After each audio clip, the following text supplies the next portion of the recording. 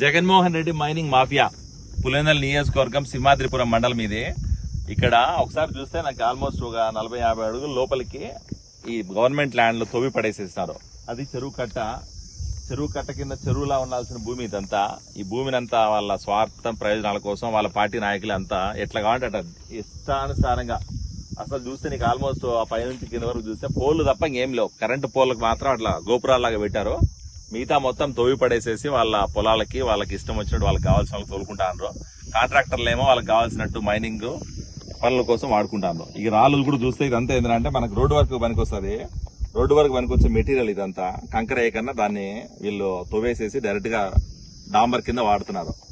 అది Jaganmohan Reddy mining mafia ఇట్లుంటది. ఇట్లాంటి mining mafia రాష్ట్రంలో ఎన్ని చోట్ల ఉందో ఒకసారి మనం చూస్తాం. ఇంకా దగ్గరలోనే ఇట్లాంటి వీడియోలు చాలా వస్తాయి.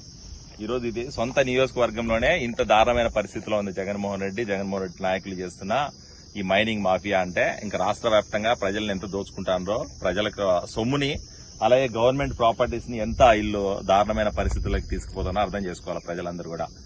ఎవరు అడగట్లేదు, ఎవరు ఏం చేయట్లేదు, మేము ఏం చేసినా చెల్లుతుందన్న భావనతో ఈరోజు ఇంత కబ్జాలు చేసి ఇంత దారుణంగా తవ్వేసేసి నేచురల్ రిసోర్సెస్ అన్నిటి కూడా మీరు దారుణమైన పరిస్థితుల్లో తీసుకుపోతున్నారు ఈ జగన్మోహన్ రెడ్డి వైఎస్ఆర్సీపీ నాయకులు.